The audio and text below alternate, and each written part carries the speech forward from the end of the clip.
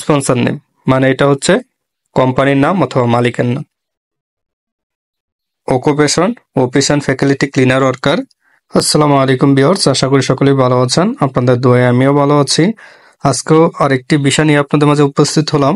আজকে আমি এই বিষয়টি চেক দিয়ে দেখিয়ে দিব যে এই ভিসার কোম্পানির নাম কি এবং এই ভিসার কোন ধরনের পেশায় আপনাকে সৌদি আরবে আসতে হবে, মানে বৈধ পেশাটা কি এবং বৈধ কোম্পানির নাম কি এবং কোম্পানি কি কি সুযোগ সুবিধা এবং কোম্পানিটি কি ভালো না খারাপ, মানে ডাইরেক্ট কোম্পানি না সাপ্লাই কোম্পানি, এবং এই কোম্পানিতে আসলে কি আপনি ঠিকমতো বেতন পাবেন অথবা অন্য কোনো ধরনের সুযোগ সুবিধা পাবেন কিনা তা আজকে আমি কনফার্ম করব এই বিষয়টি চেক দেওয়ার মাধ্যমে। বিষয়টি আমি আপনাদের মাঝে এখনই পাসপোর্ট নাম্বার দিয়ে চেক দিব এবং আপনাদের এই ভিসা সম্পর্কে আমি আলোচনা করব, এই কোম্পানি সম্পর্কে আলোচনা করব। আপনি অবশ্যই এই ভিডিওটি সম্পূর্ণ দেখবেন। এমনও হতে পারে এই কোম্পানির ভিসাটি আপনি পেয়েছেন কিন্তু এই কোম্পানি সম্পর্কে আপনার ধারণা নেই। আজকে আমি এই ভিসার কোম্পানির নাম, কোম্পানির পেশা এবং এই কোম্পানি ভালো না খারাপ একদম সম্পূর্ণ প্রমাণ সহকারে আপনাদের মাঝে উপস্থাপন করব। এই জন্য অবশ্যই ভিডিওটি প্রথম থেকে লাস্ট পর্যন্ত দেখার অনুরোধ রইল। টেনে টেনে দেখলে কিছুই বুঝতে পারবেন না। আর একটি কথা না বললেই নয়, যারা আমাদের এই ইউটিউব চ্যানেলটি এখনো সাবস্ক্রাইব করেননি তারা অবশ্যই চ্যানেলটি সাবস্ক্রাইব করে রাখবেন এবং বেল আইকন বাটনটি বাজিয়ে দিবেন। তাহলে আমাদের ইউটিউব চ্যানেলে এরকম গুরুত্বপূর্ণ তথ্য ও নিউজ আপলোড দেওয়ার সাথে সাথে আপনাদের মনে নোটিফিকেশন চলে যাবে। যারা ফেসবুক পেজ থেকে দেখছেন তারা অবশ্যই ফেসবুক পেজটি ফলো, লাইক, কমেন্ট, শেয়ারের মাধ্যমে অন্য বন্ধুদের দেখার সুযোগ করে দিবেন। আর প্রথমে দুঃখিত বলে নিচ্ছি, আমি অসুস্থতার কারণে ফেসবুকে অথবা ইউটিউবে কোনো ধরনের তথ্য অথবা নিউজের কোনো ভিডিও আমি আপলোড করতে পারছি না, এজন্য আবারও দুঃখিত। কারণ আমি চেষ্টা করি আপনাদের কোনো না কোনো ভিডিও উপস্থাপন করার জন্য, মানে আপলোড করার জন্য। কোনো না কোনো সমস্যার কারণে আমি ভিডিওগুলো আপলোড করতে পারছি না অসুস্থতার কারণে। আজকে একটু সুযোগ পেয়েছি, একটু সুস্থ আছি, এই জন্য আপনাদের মাঝে আরেকটি ভিডিও নিয়ে আমি হাজির হলাম। আজকে এই ভিডিওতে আমি একদম সবকিছু আপনাদের ক্লিয়ারভাবে দেখিয়ে দিব প্রমাণ সহকারে। এই জন্য প্রথমেই আগের মতনই আমরা আমাদের মোবাইলে যে কোনো একটি ব্রাউজার ওপেন করে নিব। আমি ক্রোম ব্রাউজার ওপেন করেছি, আপনি আপনার মন মতন যে কোনো ব্রাউজার ওপেন করতে পারেন। তারপর সার্চ অপশনে ট্যাপ করবেন visa.mofa.gov.sa এতটুক লিখে সার্চ করবেন। এতটুক লিখে সার্চ করার পর ঠিক এরকম ডিসপ্লে আসতে পারে আপনাদের মোবাইলে। এখান থেকে আপনারা ঠিক এই অ্যাড্রেসটি খুঁজে বের করবেন।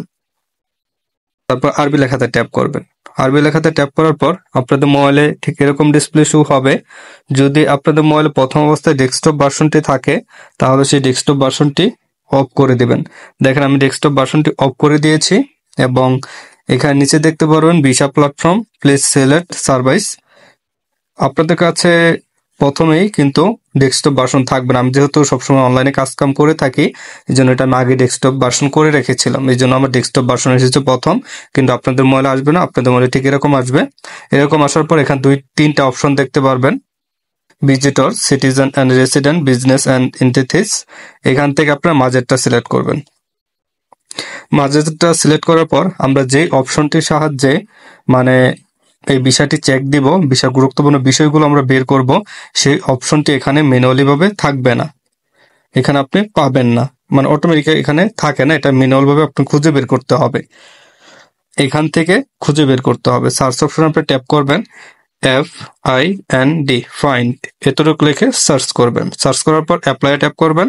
অ্যাপ্লাই ট্যাপ করার পর আমরা যে অপশনটির মাধ্যমে এই বিষয় সবকিছু খুঁজে বের করব সেই অপশনটি কিন্তু এখানে শো করবে। এই অপশনটি শো করার আগে আপনি কি করবেন, প্রথমে কর্নারে ট্যাপ করবেন। আমরা যে ডেস্কটপ ভার্সনটি প্রথম অফ করে দিয়েছিলাম সেটা আমি এখন আবার চালু করে নিয়েছি। ঠিক আপনারাও প্রথমে যদি চালু থাকে অফ করে নেবেন, অথবা আপনাদের মোবাইল সচরাচর অফই থাকবে, আপনারা তারপর এখান থেকে ডেস্কটপ ভার্সনটা চালু করে নেবেন। এখানে আসার পর এখানে আমি একটু আপনাদের জুম করে দেখানোর চেষ্টা করি। এখানে দেখেন পাসপোর্ট নাম্বার, আমি যার বিষয়টি চেক দিতে চাচ্ছি তারই কিন্তু পাসপোর্ট নাম্বারটা এখানে দিব।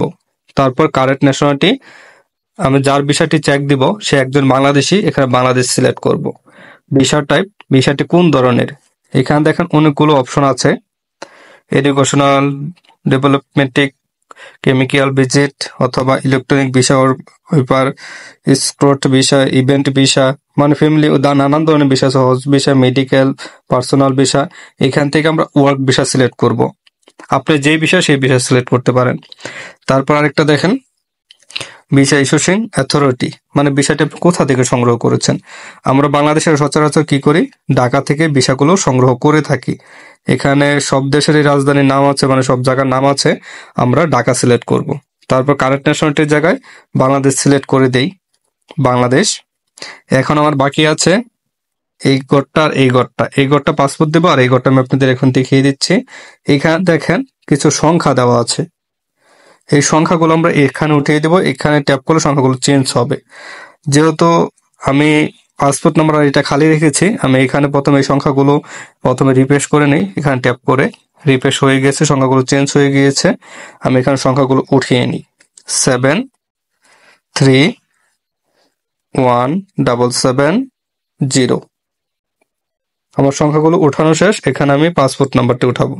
গোপনীয়তার জন্য আমি পাসপোর্ট নাম্বারটি ডেকে রেখেছি। আপনারা আপনাদের পাসপোর্ট নাম্বারটি উঠিয়ে দিবেন। তারপর এখানে দেখতে পারবেন সার্চে ট্যাপ করবেন। সার্চে ট্যাপ করলে সেই ভিসার অরিজিনাল যে কপিটা আছে সেটা কিন্তু এখানে অনলাইনে শো করবে। এখানে দেখেন কিন্তু শো করেছে। আমি এখানে আপনাদের যেহেতু এটা ডেস্কটপ ভার্সন আছে, একটু ছোটই দেখা যাচ্ছে, তবে আপনারা একটু দাঁড়ানোর পর বুঝতে পারবেন, বা আমি যে সিস্টেম দেখিয়েছি সেই সিস্টেম মোতাবেক আপনারা ফলো করবেন। আমি জুম করে দেখানোর চেষ্টা করব। এখানে প্রথমেই আপনি দেখতে পারবেন তার অরিজিনাল ছবিটা এখানে শো করবে, অ্যাপ্লিকেশন নাম্বার, অ্যাপ্লিকেশন ডাটা, তারপর Saudi mission Dhaka, visa type work visa, sponsor name এবং নিজের নাম, পাসপোর্ট নাম্বার থাকবে এবং পেশা থাকবে, আরো নানান কিছু। আমাদের এত কিছু দেখার দরকার নেই। আমি এটাকে জুম করে আপনাদের দেখিয়ে দিব। যে অপশনটি সেটা হচ্ছে, মানে একটু দেখে আপনাদের, একটু জুম করে দিই। এখানে দেখতে পারবেন, এখানে প্রথম আছে স্পন্সর নেম, নিচে আছে অকুপেশন। আমি ক্লিয়ার করছি কথাটা।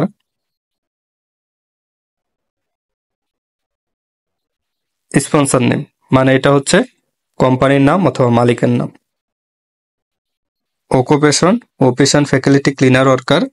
Office and faculty cleaner worker মানেটা কি, এটা কি কাজ থাকে, এরকম একটা ভিডিও কিন্তু আমি আগে আমার ইউটিউব চ্যানেলে আপলোড করেছি, সেই ভিডিওটা দেখে আসতে পারেন। এই পেশার উপর আমি অনেকগুলো ভিডিও আপলোড করেছি, সেটা দেখলেও দেখতে পারেন, না দেখলেও নাই, সেটা আমার কোনো কিছু আসে যায় না। আপনাদের যদি উপকার আসে দেখে আসতে পারেন। কিন্তু অফিস অ্যান্ড ফ্যাকাল্টি এই পেশাটা নিয়ে আমি আর কিছু বলতে চাচ্ছি না। আমি জাস্ট কোম্পানি সম্পর্কে বলবো যে কোম্পানিটি ভালো না খারাপ। এই জন্য আমরা কি করব, এই আরবি লেখাটা কপি করার চেষ্টা করব। দেখেন আমি আরবি লেখাটা কিন্তু সম্পূর্ণটা কপি করেছি, কপি। এখন আমি প্লাস আইকনে ট্যাপ করব এবং এখানে লিখব ট্রান্সলেট। ট্রান্সলেট ট্রান্সলেট লেখার পর এখানে প্রথম আপনার আরবি সিলেক্ট করে নিতে হবে, তারপর ইংলিশ অথবা বাংলা।